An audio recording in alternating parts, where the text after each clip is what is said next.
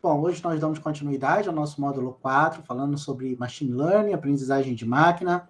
Nossa aula 2, falando sobre as considerações que nós temos que ter a respeito dos dados e os nossos fluxogramas de processamento da inteligência artificial.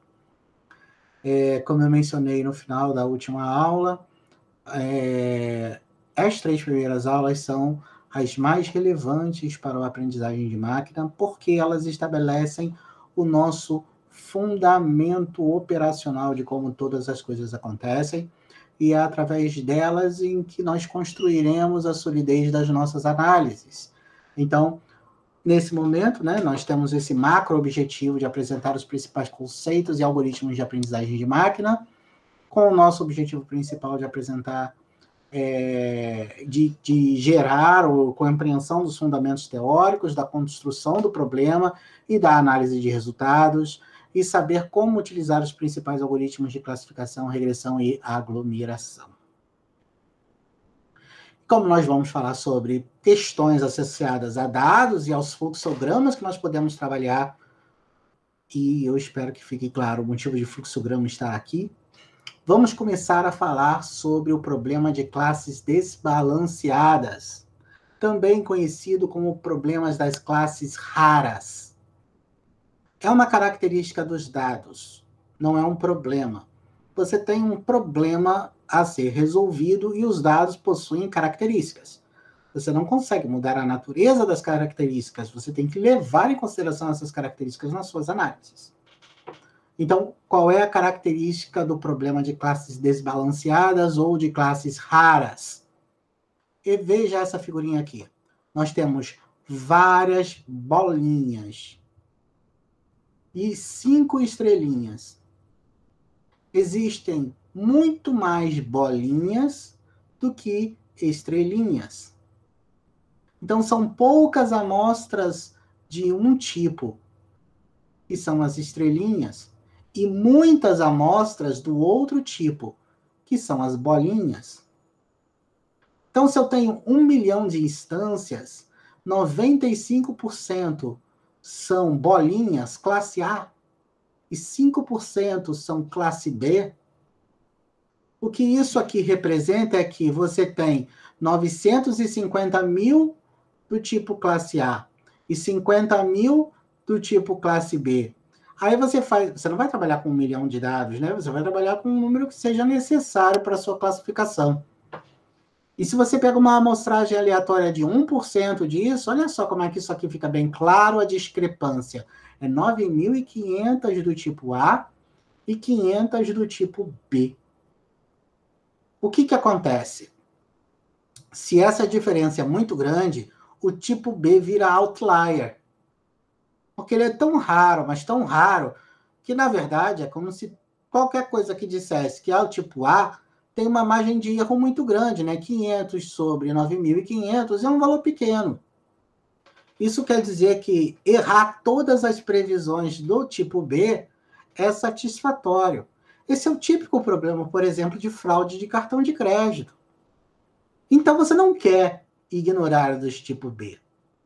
Você tem 2 técnicas para resolver esse tipo de problema. A que eu considero melhor é essa que eu represento aqui embaixo. Você faz uma amostragem aleatória desbalanceada entre o tipo A e o tipo B, de tal forma que os dados que você vai utilizar estejam equivalentes em quantidade. Então, você tinha 950 mil, você pega 5 mil daqui e você pega 5 mil daqui de cima. Você tem agora 10 mil dados, a mesma coisa que aqui, mas só que metade para cada tipo. Isso permite você trabalhar com os dados de uma forma mais equilibrada.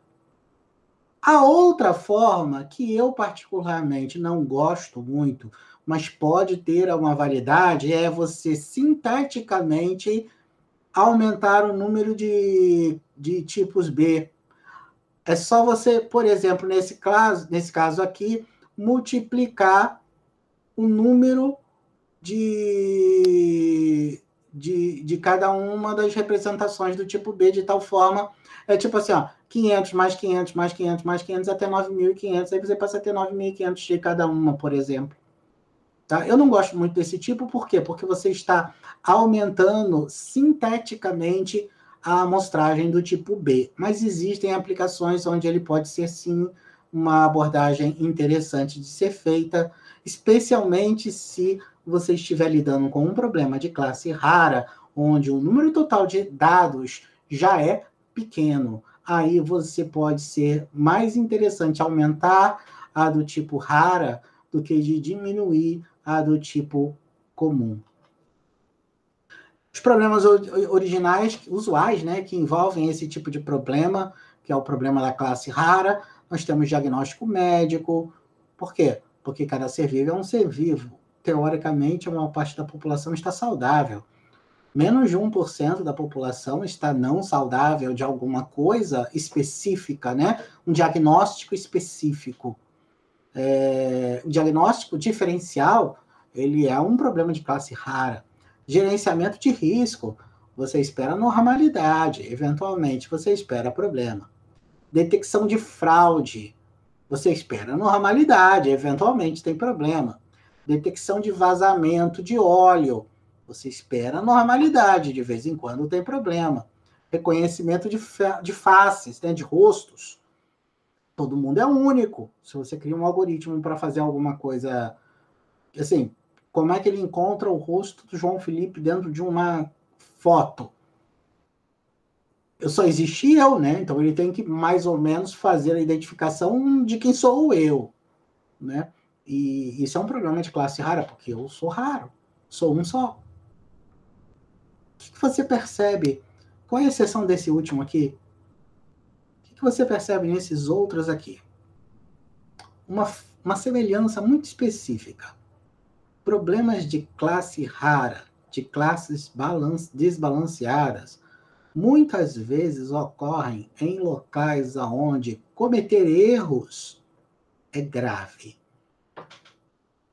É raro acontecer o problema, mas quando ocorre é muito danoso. Então você realmente deseja identificar a classe rara, porque ela é o problema. Não dá para você fazer de conta que ela não existe, tá? Ela é a meta, tá? Então, essa dificuldade precisa ser, a gente tem que levar em consideração que isso existe, então temos que lidar com isso. O problema dos atributos desconhecidos. Esse é um problema muito interessante. Imagina que você vai fazer um treino para identificação de imagens. E aí você faz todo o treinamento utilizando gatos e cachorros. E aí, quando você vai colocar as imagens na produção, você coloca uma foto de um elefante. Sabe o que acontece quando você coloca a foto do elefante e pergunta para um algoritmo que foi treinado com fotos de gatos e de cachorros? Ele vai te dizer alguma coisa do tipo: existe 95% de chances ou de 52% de chances disso aqui ser um gato. Ou 51% de chance disso aqui ser um cachorro. Ele não vai saber que existe um elefante na vida. Esse é um problema muito comum, porque as pessoas confundem inteligência artificial com magia, né? Só pode, né? Porque não tem outra explicação.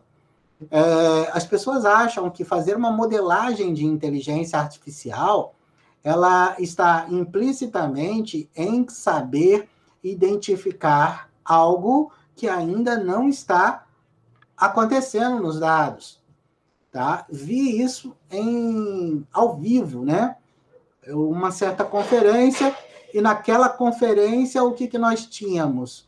Nós tínhamos um projeto de uma certa seguradora e havia lá diversos dados com tipos específicos de perfil. E os perfis que nós estávamos avaliando era do tipo A, B e C. E depois nós fomos usar o projeto para modelar alguns dados. E os dados que eles deram para serem avaliados era do tipo D, E e F. Moral da história, a gente tinha A, B, C para treinamento, D, E, F na produção. Não dava para prever nada. Você tem que ter dados que sejam representativos do seu problema. Ou você não vai chegar a lugar nenhum. Se você encontra um problema de atributos desconhecidos na vida real, o que você faz? Você pede para o dono do problema te dar dados que não tenham atributos desconhecidos. Você não faz mágica. Você devolve o problema.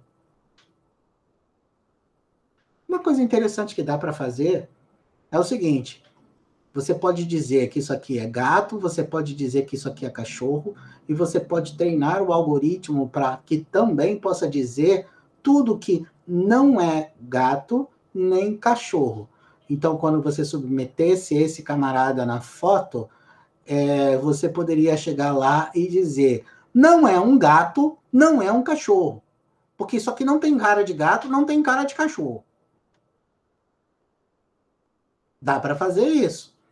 Mas o que você está basicamente fazendo é criando um atributo que inclua uma certa ausência de características, correndo um risco dele olhar para esse bichinho aqui e dizer que isso aqui não é gato nem cachorro, porque também pode acontecer. Falhas vão acontecer, tá? Mas na verdade, assim, falando, né, diretamente, o que eu realmente desejaria era outro dado.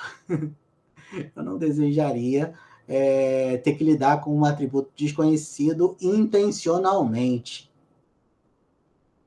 Tá? Próxima etapa, o que nós chamaremos de a maldição da dimensionalidade.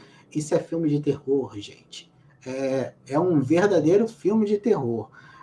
Eu fiquei surpreso quando descobri que a maldição da dimensionalidade era realmente um termo utilizado amplamente pela literatura técnica.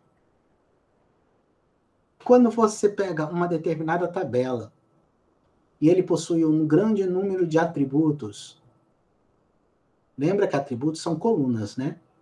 Então ele tem lá um item, o item está lá, a pessoa A. A pessoa A, aí tem o atributo 1. O atributo 1 é a idade. 2, gênero. 3, peso. 4, altura. 5, nacionalidade. E pronto. Parei. Ok. Agora, se a pessoa quisesse contar até mesmo o número de dobrinhas que a pessoa possui, quantos atributos eu ia ter em cada pessoa? E o mais incrível, se você levar em consideração todas as características que definem um ser humano, você efetivamente vai criar tantas coisas, tantos itens diferentes quanto existem de seres humanos. Porque cada um são únicos. Nós somos únicos. Então, nem sempre aumentar o número de atributos auxilia nos problemas de classificação. Às vezes, nós melhoramos a qualidade das nossas previsões se nós diminuirmos os números, os atributos, nos concentrarmos nos atributos mais significativos. É basicamente isso que estava escrito aqui. Se você tentar agrupar a sociedade entre as pessoas que possuem ou não interesse em comprar o seu produto, por exemplo, e incluir todas as características individuais que definem o ser, você vai ter tantos grupos finais quanto forem o número de indivíduos. Isso não ajuda em nada. Agora, você quer vender produto para pessoas que gostam de literatura policial, você pode, por exemplo, incluir características que te ajudem a identificar o perfil do consumidor da literatura policial e não incluir todas as características que definem um ser humano. Tá? Então, incluir todas as características não resolve o problema. Essa inclusão das características vai forçar o nosso problema, o nosso ajuste, o nosso modelo, a fazer com que ele seja super ajustado, overfitting. Ou seja, não é um modelo generalista. Ele vai funcionar razoavelmente bem para os dados de treino, mas não funcionará bem nos dados de teste ou de produção. Nós vamos ver a definição de overfitting posteriormente, ainda nessa aula. Quantos e quais são os atributos mais relevantes para um dado problema? É um ponto de interrogação, uma pergunta real, válida.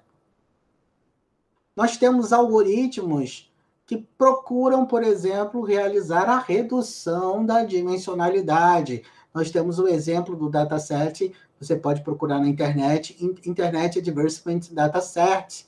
É um banco de dados com características de imagens que são ou não são propagandas, ad ou no ad, a classe deles.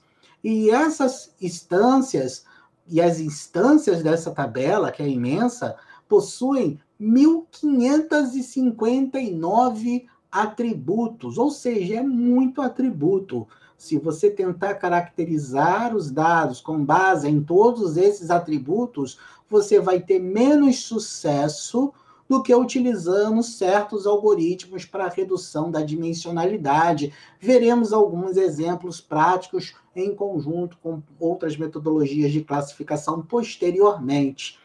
Tá? Mas o que a gente tem que fazer? Nós temos que procurar alguma técnica que nos ajude a diminuir a dimensionalidade desse problema. E também, desse processo, também significa uma coisa bem interessante, né? Você acaba descobrindo quais são as variáveis realmente relevantes para um determinado problema. Vamos ver as técnicas em outra aula mais adiante, mas só para lembrar, tem muito atributo que pode ser considerado atributo demais, seu problema, usando todos os atributos, pode não ficar tão bom. E quando as instâncias estão incompletas? Outro problema muito comum. Na verdade, esse é um dos mais comuns. Muitas vezes você pega uns bancos de dados e as linhas, as instâncias, elas estão incompletas, faltam dados. E aí você vai ter que tomar algumas decisões. Primeiro, você precisa analisar o objetivo do seu projeto e alinhar esse objetivo do projeto com os dados que você de fato possui disponível. Segundo, é vital visualizar os dados. Você precisa conhecer as características dos dados que você possui e a essência daquilo que está faltando. Por fim, você precisa definir se esse conjunto vai ou não vai ser utilizado. Então, você fez uma análise e agora você precisa levar em consideração o seguinte: olha, os dados que eu tenho são úteis para fazer alguma coisa, os dados que eu tenho não são úteis para fazer alguma coisa. Se não são, você tem que procurar outros. Se são, você vai trabalhar com eles. A partir do momento que você tomou uma decisão de usar esses dados, agora você tem que lidar com o problema de terem instâncias incompletas. Como você pode lidar com isso? Tá? Então, decidiu usar. Como você resolve o problema? Olha, não raro, você nesse problema, nesse momento, você decidiu não usar. Isso não é uma coisa rara. É comum você decidir não usar. Mas você decidiu usar. Como é que você vai resolver esse problema? Primeiro, você procura verificar se você pode substituir o atributo que tem valor faltando por um outro atributo que esteja completo, se for possível. Você pode pensar em substituir o valor faltante, isso obviamente vai funcionar bem. Vai funcionar bem quando você tiver números, né? Pelo valor médio, pelo valor modal ou pelo valor mediano. Isso pode funcionar quando menos de 30% dos seus dados estão incompletos. Vai funcionar sempre? Não, não vai funcionar sempre. Mas tem problemas que funcionam muito bem. Por exemplo, problemas de análise de sinal para detectar anomalia de valores de temperatura, de pressão.